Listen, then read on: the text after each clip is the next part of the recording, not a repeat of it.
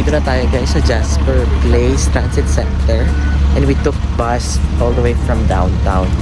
And it only took roughly 20 minutes just to reach this transit center.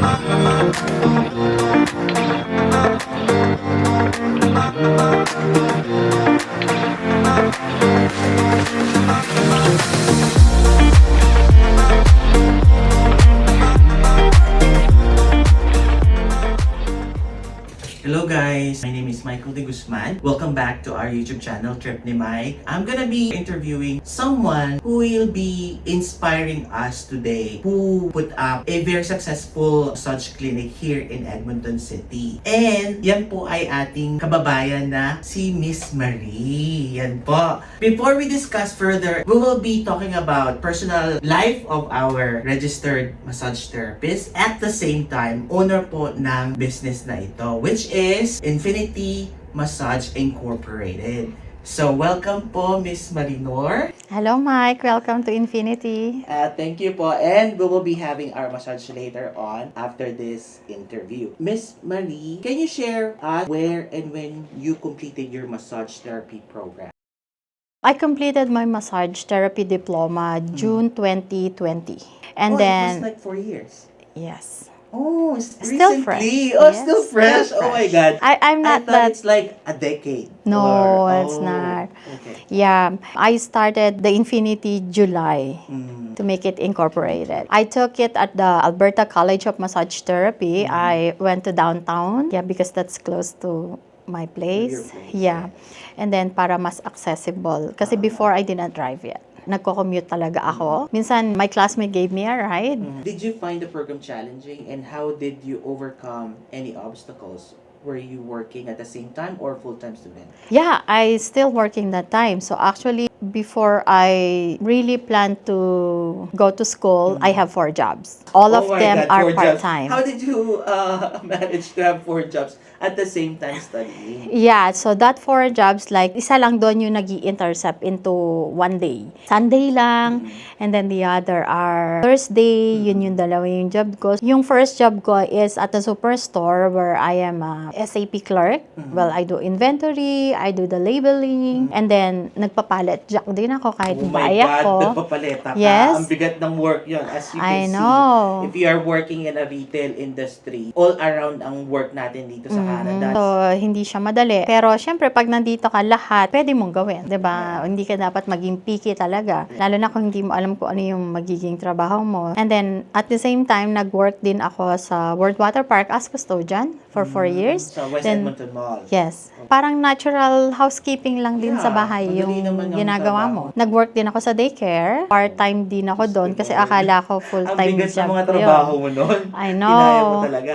Mag-i-start ako sa superstore minsan madaling araw, then I'll go straight to the water park hanggang gabi. So minsan ganon pagka ano. So nag-change ako ng schedule ko nung pumasok na ako sa school kasi nga mahahati na yung oras ko, 'di ba? Hybrid po ba? Not really until nag-COVID. Sa massage kasi, ano talaga siya in class because you do practicum massage talaga, di ba? On that spot, tinuturo din yung mga techniques. So, you really be in class. Until nung nag-COVID na patapos na kami, like, siguro mga 2 or 3 modules na lang nung nag-COVID. Oh my God, So, talagang kailangan namin, naabutan niyo yung yes. COVID. So, meron talagang time na hindi talaga ina-allow yung in class. So, mag-zoom lang kami.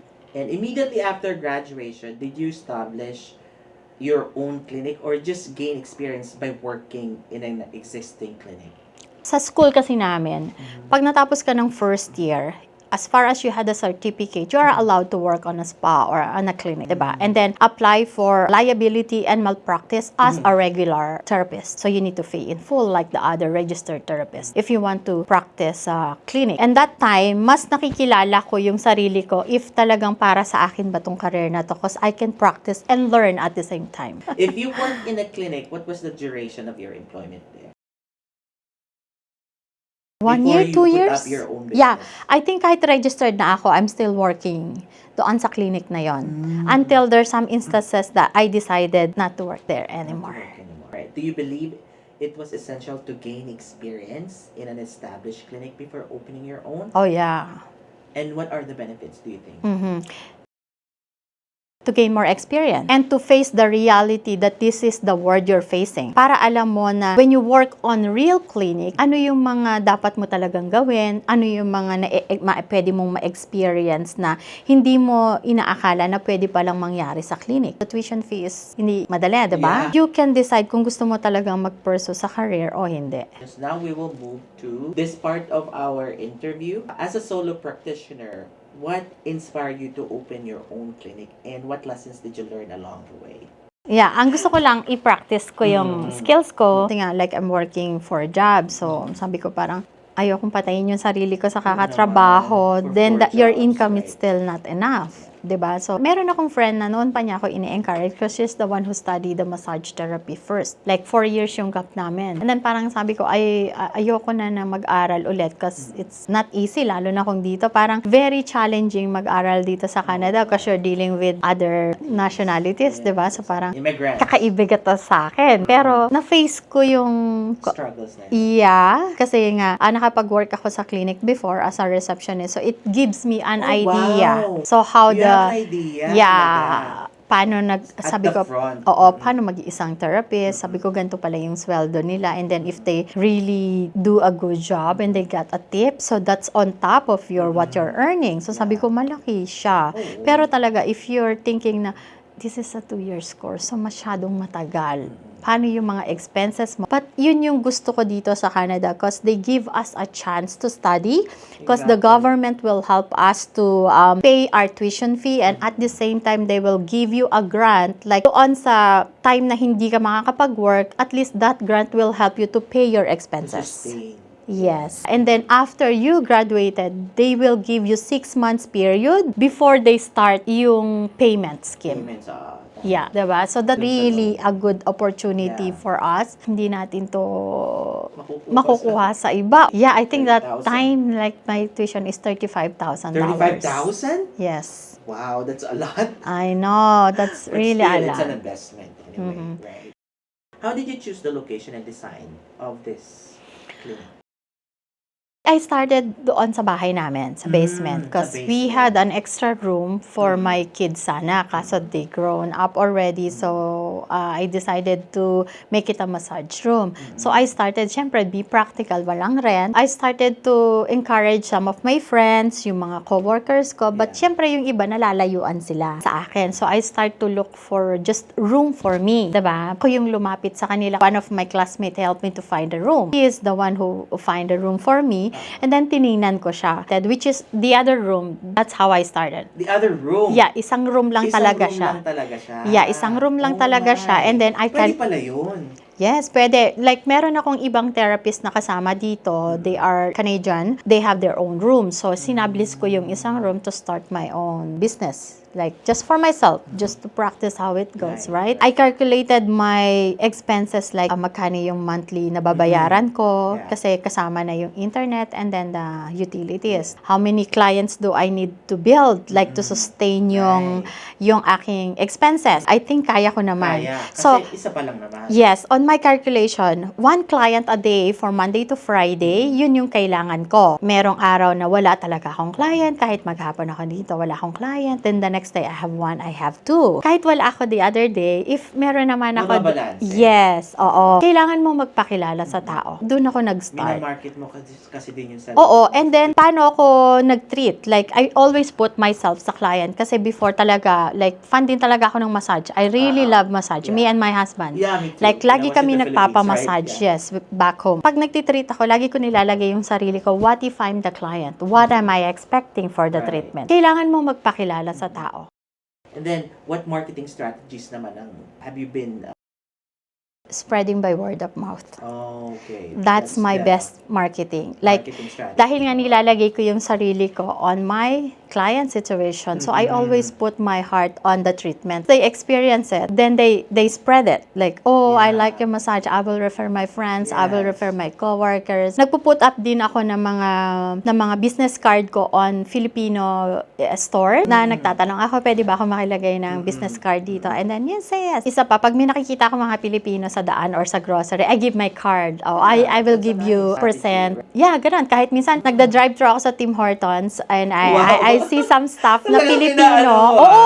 Pinagbibigyan mo sila ng Yes, business kahit card. sinasabi ng mga anak ko na, Mom, what are you doing? It's like, nothing it's wrong not a with that, crime. I'm right? just Yeah. giving business card. Yeah. Yeah, hindi ako nahihiya. Like, hindi ako nag-i-start ng mga marketing na you have to pay. Hindi Kasi siya nga, practical. another, yun eh.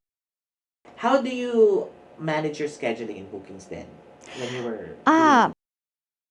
Or nagbabrowse ako kung ano yung mga pwedeng gamitin. Although yun nga, sabi ko nga, meron akong experience before as a receptionist. So, yung calendar na ginagamit nila for scheduling, you have to pay for it. So, I'm browse and then I'm looking for free. Of course, be practical, di ba? So, nakakita ako ng app na free siya. Yes, may Oo. free. Free as in, wala siyang registration. Yeah. Meron siyang mga small fees. Like, pag magre-remind ka sa client for their appointment, syempre, meron siyang bayad, it's 10 cents. Oh my God, it's only Yes. this. I found this app na talagang naka-help sa akin hanggang ngayon na kahit ilan na kami, like, yun pa rin yung binabayaran ko. And like, they're giving me a freebies. Like, they give me a card machine for check-out ng mga clients for card payments. So, it's Fresh Up. It's a free app. Sa email, it's free. But pag text, it's, you have to pay. Merong certain deduction. But it's just, It's okay. yeah. Anyway, yung balik naman ng, Diba? ng kliyente is Oo. really big. Yes. Yeah. So What you is you sense? you really need time to search for everything na kakailanganin mo for putting up your own. How do you establish your boundaries and maintain healthy work-life balance as a business owner and a massage therapist between your clients? Hindi ko pinapakilala yung sarili ko as the business owner. Gusto ko lang makilala nila ako as simple na ako na nagtitreat and help them on their issues and concern. Like for my clients, even though my clients are my friends or my family, I still treat them as my client. Which is, yun din naman yung sinabi sa amin from school on what we learned. Like, whoever your client, treat them as your client. And then what about advices that you can give to newly registered massage therapists to start their own clinic? Ang advice ko, like, tingnan mo muna rin yung sarili mo kung talagang gusto mo tong trabaho na to. Alam ko mahirap at first, but once you starting to like this and you really want to help people, kung yun yung goal mo talaga, ang sarap kasi sa feeling kapag meron kang na-treat and then after the treatment, oh my God, what you did to me was It's heaven, really right? great. Yeah. Yeah. Yun yung masarap yung pakiramdam after na, wow, natulungan ko siya. Yung mga hindi nila na itataas yung mga arms nila because of their issues for a long time and then suddenly there's some changes after the treatment. Yun yung nakakagaan ng loob kasi natulungan mo sila. Wow, this is really amazing. Like, Changing today. yes. Like, lalo na kung nagkakaroon sila ng comparison na they're revisiting to other clinic and they're seeing other therapists and no one like treat their concern. And then Yun kasi suddenly, yan eh. ikaw yung naging instrument to help them. Siyempre, babalik sila sa'yo. Kung ano yung natutunan natin sa school, we have to apply it because that's how the client, yung sasabihin nila sa'yo, you really know what you're doing. May mga client din na very challenging, like marami silang questions and questions and questions. Well, as far as kaya mong i-explain, bakit sila may mga ganito, bakit may mga discomfort clearly, and bakit may ganong issues, probably They will believe that you know what you're doing. And then how do you differentiate your clinic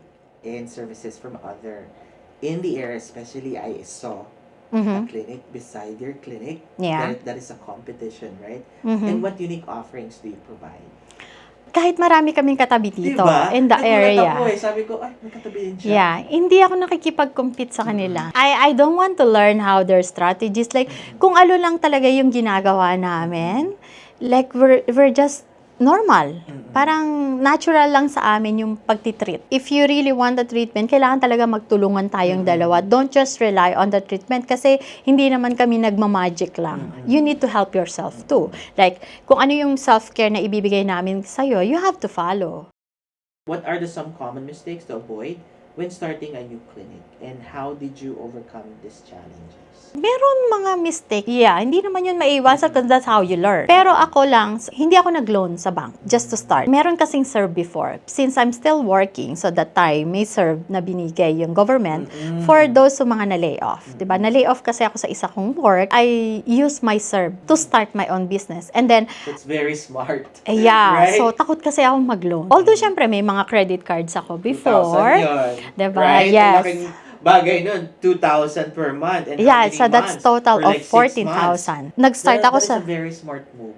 Yeah. Yun Grabe. yung ano ko Parang yun. nakikita ko sa'yo, you're smart enough to use money in your investment. Not wasting money. Right? Siguro kasi before I start this, marami akong struggles. Like, syempre nag-work din ako nga ng iba-ibang trabaho. So, alam ko kung gaano kahirap yung pera. Nung nag-start ako on my own room, parang yung mga gamit ko, since the school give us a brand new table and one piece of linens, okay? Linens. Yung, alam mo yung sa marketplace. Nag-purchase kasi ako before COVID kasi nga nag-aaral na ako that time. So, may mga therapists na ibinibenta nila yung mga old stuff nila. So, I'll start like buying it. In Kung- marketplace. Yes, Right? In a tinitingnan very mo naman yung affordable rate, yeah, right? titingnan mo naman yung quality nung product na bibilhin mo na. Oh yeah, I think this is still okay. Kahit before hindi pa ako nag-aaral ng Hotstone, like I buy the stuff of Hotstone, unti-unti kasi nga gusto ko rin siyang aralin in the future. Bumili ako ng second hand. Oo, na isang set, mainuna ko yung mga bato. You have to follow kung ano yung mga kailangan mo talaga sa massage. Not like yung mag-i-improvise ka lang. If you're using an equipment or a materials that is not really for massage, standard. hindi ka nila i-cover. Anything happen during the session. Anything happen na magkaroon ng incident sa client, if they found out kung ano yung material na ginagamit mo is really not for massage. Mas maganda kasi from the start pa lang, gawin mo na kung ano yung tama. So at the end, lahat ng ginagawa mo is tama. Kasi mahirap mag-break ng rules dito sa Canada, Yes. right? And now, we'll move on to the being a business owner and managing a staff. Before, you were a solo practitioner. But right now, you have staffs. How many staffs do you have right now? 9. And how many rooms do you have? And beds? Tables currently are 6. Or tables? 6. 6 tables? Yeah. And then, how many rooms? 4. She used to have 1 room before, and right now, may 4 rooms na po siya and 1 staff room. staff room. Yeah. Yes. So 5 in total. 5 in total. What were your biggest challenges when you faced the transitioning from a solo practitioner to managing a team of massage therapy? Unang-una yung time. Time. Mag-isa ako nagmamanage nito. Ako lahat yung kumukuha ng responsibility. Yun yung biggest struggle ko talaga. Ako talaga sa business ever since, hands-on ako talaga.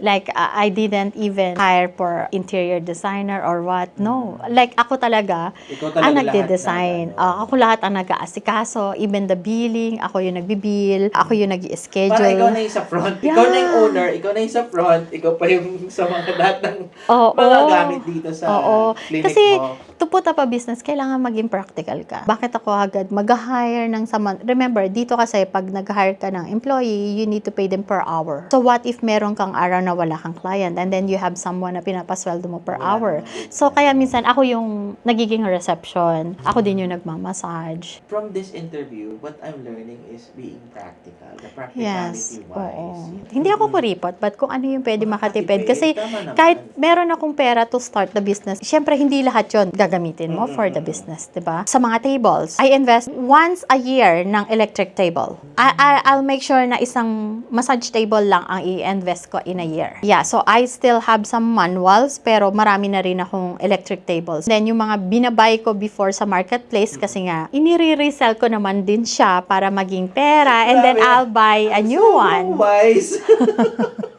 Oo, ganun ako Okay. talaga. Nagkaroon din ako ng idea nung umuwi ako sa Pilipinas. May mga product pala doon na pwede kong dalhin papunta rito, which is on much cheaper price. Katulad? Like yung mga robes ko. And then yung mga sheets, pinatahi ko lang sa Pilipinas Papatahi yung mo. iba. Like I get one na pwede nilang gayahin and then tatahiin nila doon. And then yung mga Saan mo scrub binili yung namin, mga- sa Divisoria. Yeah. Oh Where you my can God, get Divisoria. Tama. Yes, mga pang-embroid ko. Like here, I pay $17 just on Ala. one uniform, 'di ba? In the Philippines, I only pay Dalhin mo siya. like Tama. 15 pesos Yeah, sa 15 Pilipinas. pesos is so much. Yeah. $1.50. And our And here, scrub, I $17. just purchased it in the Tama. Philippines. Sa On set. Bangbang. Unset. Ang dami sa bangbang niyan, di ba? Yeah. Diba dito, it's cost like $35, $70 for scrubs. You can buy it for 400 $10. pesos. I'm learning, you know. And then, how do you hire or train new staff? Sa Facebook lang. Para nag-post lang Ah, ako no, before paano na may nag-post ka? Facebook page kami Ah. ng Infinity na ginawa ko before. And then parang doon nag-post lang ako ng hiring. Pero before niyan kasi nga dahil mag-isa lang ako, someone like friend ng mom ko na nagtanong sa akin na, "Oh, Marie, nag-hire ka ba ng student?" School namin, we're in same school na. Pag first year ka, allowed ka na as a student therapist, but hindi pa pwede yon for direct billing sa mga insurances. As student, you can work. Yeah, sabi ko, sige po. Then, search ako on the city, ano yung mga requirements pag mag-hire ka. Siyempre, from independent, kasi ako before, kasi mag-isa lang ako. So, I need to change it to business center so you can hire other therapists. Yung client na nag-refer na, meron akong kakilala na therapist na also. Then, ganun lang. Tapos Then, dumami na kayo. Yeah, then hindi Oh my ako God. nagbabayad How many for therapists market. do you 9. have? From that moment on, from solo practitioner, was it sole proprietorship or No, I started a corporation. you started a corporation? So weird Let's kasi talk about that one. It's okay. interesting. So paano ba ako naging corporation? Kasi during school days, gusto ko talagang gamitin yung Infinity. Pero before, parang nag-iisip pa ako. Like, I ask my kids, ano yung magandang business names. Ano. Kasi, mura pag ang registered name mo is just the letters or numbers. Mura yung registration. I think it's just $50. One of my kids said, "Ma, use 123 massage." No, I don't Oh want my that. God, 1, 2, 3. Gusto ko talaga gamitin yung word na Infinity. Kasi maraming kahulugan sa akin yung Infinity. Like, we came here. Lucky yan. Yes. Lucky word for Chinese. Yes. Infinity, like number 8. Yeah, and that's my It's favorite infinite, number. endless, lucky. Yes, it's or- forever, yeah. diba? Favorite number ko talaga is 8. Like, anything happen to us will have a connection with 8. We came here in Canada, may 8 na day. We married with 8 number, and my birthday is 8. My name is 8, like 8 letters. Yes. So, my birthday and my year are 8. Like, everything are 8. And alam mo dito sa Canada, yung massage, like, may meaning kasi yung iba. Bad connotation about Yes, massage. okay. Right? It's not a part of healthcare, No. but it's more of a bad impression. Yes, kasi dito ina-allowed talaga nila yung mga ibang term, 'di ba? Ayokong isipin ng ibang tao yung business ko ay hinahahaluan ng iba. So I want to make it like easy to remember for everybody. Sino ba hindi makaka-remember sa Infinity, 'di ba? Nung nag-register ako, meron akong 5 pangalan na prepare. Oo. So hindi nag-work yung iba kasi may unang naka-register na Oo. Infinity, which is sa Kailangan natin Airdrie. mo. Pero yung naka-register na yun is just a trade name.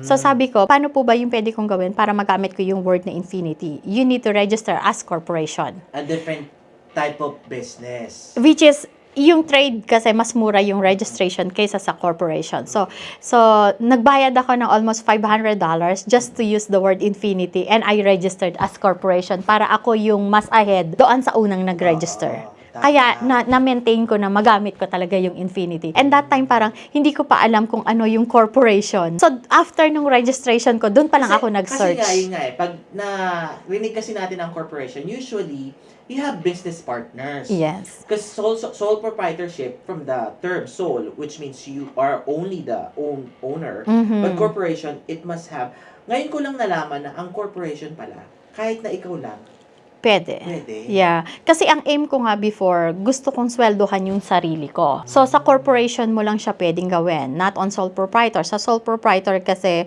pwede kang magpasweldo ng staff, but not for yourself. Kailangan ko kasi na ma-prove na meron din akong income ko. Income. 'Di ba? Pero wala naman akong plan na kumuha pa ng bahay kasi meron na kaming bahay, may sasakyan. So, gusto ko lang na sweldohan din yung sarili ko doon sa pinagtatrabahuhan ko. Tama. Parang ganon. So, that's why I decided to have a corporation. And then sa corporation din, kung ano man ang mangyari sa business mo, hindi nila magagalaw ang personal asset mo. It's just for the business. So, yun, You're that's giving why. us so many insights and advice, di ba? Ayan. Yun. And, what are the expectations to your staff members in terms of professionalism and communication with them? Ethics and professionalism Yun pa lang rin. eh. Yeah, Maintain. like always have boundaries that you are the practitioner who working for your client. Make your client feel safe during the treatment. And how do you handle client feedback? Like, are there any complaints before? I encountered that before. Like you cannot please everybody. Paano siya nag-complain? During the Google review. So, parang nakalagay doon na masyado daw hard yung pressure. But during the treatment, we keep on asking, how's the pressure? How's the we pressure? always ask Yeah, the so we pressure. can adjust, Mm-mm. right? But it's still, feedback is feedback. I'll still take that as positive kasi ako mismo yung nag-treat doon sa client. And maybe next time, A learning I'll still lesson. gonna ask the client how's the pressure and how's the pressure. But, relaxation are very much different for the treatment.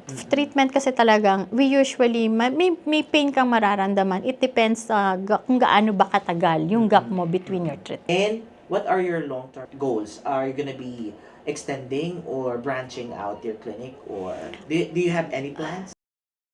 I'm looking forward for that. Pero ngayon gusto ko muna mag-concentrate dito. Minsan parang nakaka-overwhelm na marami ka ng staff, you want to expand. This coming August, ako na yung magmamanage na itong buo.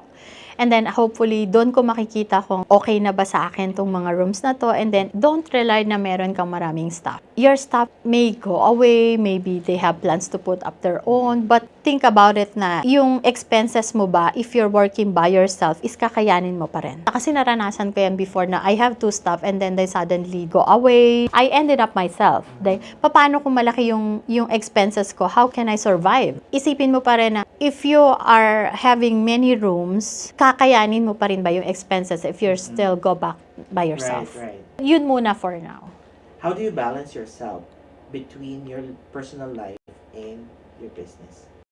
Gusto ko habang kumikita ako, ine-enjoy ko siya. Hindi ako nagsisave. Ayoko mag-save kasi baka hindi ko rin siya mapakinabangan balang araw. So ngayon, habang kumikita ako, gusto ko ine-enjoy ko siya with my family kasi parang ang laki na ng lapse ko sa kanila before that I have 4 jobs. Wala talaga akong time sa kanila. So now, ngayon nahawak ko na yung oras ko. So I'll make sure na I have time for my family. Since I have like staff na natatrust ko talaga sila, like, well, I'm so thankful na I have them in years now. That's why share ko sa kanila, like wala akong secret sa kanila.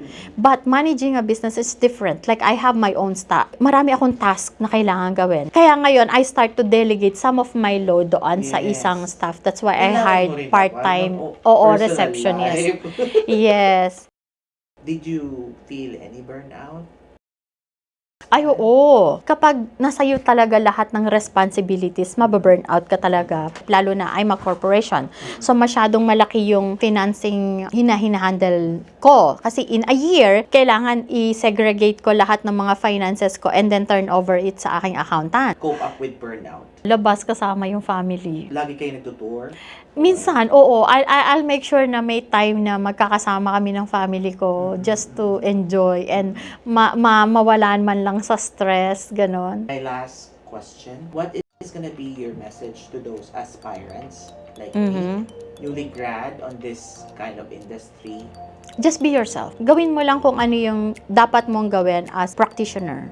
Remember, hindi ka na like ordinaryong tao na lang. Once you be an RMT, iba na yung profession mo. May profession ka na talaga dito to help the people. Yun yung goal mo. To help So, yes, profession na talagang yan yung makapagbibigay sa'yo ng good time management and income. But just be yourself on how to treat people. Put your heart on what you're doing Right. para maintindihan ka rin ng mga kliyente mo. So that's gonna be our final interview. But before we end this video, can you invite our viewers to visit your clinic? And what are the services? Can you tell them what are the services? Infinity Massage Incorporated are located here at Edmonton, Alberta, along Stony Plain Road. You can just search it on a Google. And then we had services like relaxation, deep tissue, cupping, hot stone, and rapid. So that's my new Yes. treatment na tinake ko. Kasi in massage, we still have a continuous learning. Yes. Help people to make the treatment fast. We also do direct billing on most insurances. Yun yung maganda. So, Maganda dito sa Canada kasi, part of our health insurance is massage. yes. Kaya naman talagang ang mga tao, willing silang magpamassage dahil nga they don't care about putting out money from their pocket because it's a part of their insurance. Yes. Kapag nagwo-work kasi dito sa Canada, you are insured by your company. But Yes. so you're paying part of it and then the company is also paying some part of it. Yes. But Or still, 100%. yes. Depende yan sa coverage mo. But most depende of sa our coverage. clients are nothing to pay. Right. And where they can follow you on Facebook? Try to search on Facebook, Infinity Massage INC. You can also search on our website, infinitymassageinc.ca. All our information, our events, and our promos. Yes, the price listing are also there. Yes. Okay. How about the booking? Do you have a link? As of now, hindi ko pa ine-enable ang online booking Okay. because we're still managing So, it. through, Phone calls or phone text message or email inquiries. phone number? Yeah. Phone number to call is 780-235-3893. Alright, there we have them. Thank you so much for viewing this vlog again. And we are very blessed because we are sharing another inspiring story of our kababayan who has been successful in this kind of industry. Remember, massage therapy is a part of healthcare here in Canada, especially in Alberta. Kaya naman, pinupuntahan po talaga siya ng mga tao to relax and to treat their conditions. And I would like to thank again Miss Marie for, oh my God, Thank you so emotional much. ako kasi it's a project as well to my school. But marami akong natutunan sa iyo, unexpected. Thank you so much. You're welcome. Yeah.